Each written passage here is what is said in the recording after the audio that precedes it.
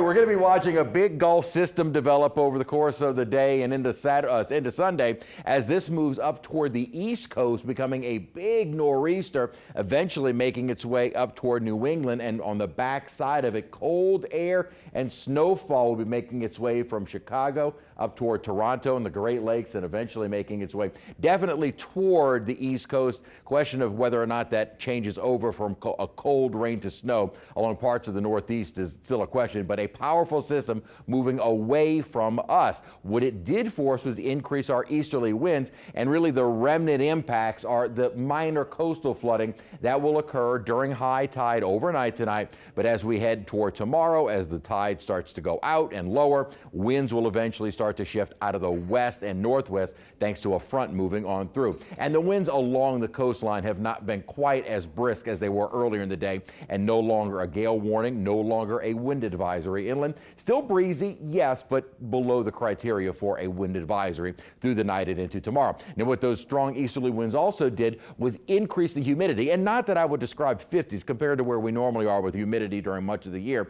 50s is still a very dry air mass, but just compared to earlier in the week with dew points in the 20s and 30s, very dry air. This has been a little bit more of a damp feel to the air. And note the temperatures have not really been dropping much from where they were early in the afternoon. 50s and low 60s outside right now. We hit 67 degrees for a high, so we're not too far off of that. And our temperatures are not going to drop a great deal more through the overnight because we do have the higher humidity, and we now have mostly cloudy skies, which will stay with us through the night. At the moment, Kenner, it's at 62 degrees with a dew point of 54. So humidity is at 75%, pressure currently holding steady, and still a bit of a breeze out of the east at 15 miles an hour. Now, our winds will remain brisk overnight tonight and into early tomorrow, but during the day tomorrow, as we were looking at the model breakdown for our rain chances, it looks like till about noon, we are still mostly dry. So doing some Christmas shopping tomorrow, out and about, I think we'll be okay. It'll be mainly mid-afternoon and into the early evening, 5, 6 o'clock, most of the rainfall moving out. So then Saturday night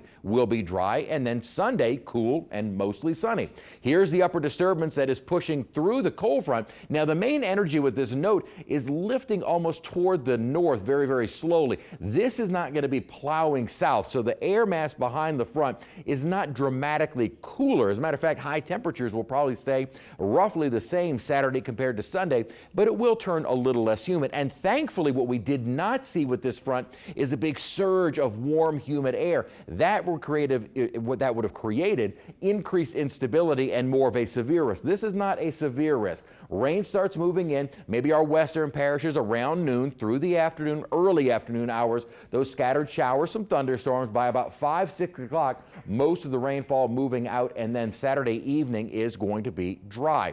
As far as rainfall goes, not likely to see a huge accumulation. This will be a fairly fast-moving system, but the Weather Prediction Center is placing us under a low-end threat for maybe some isolated downpours.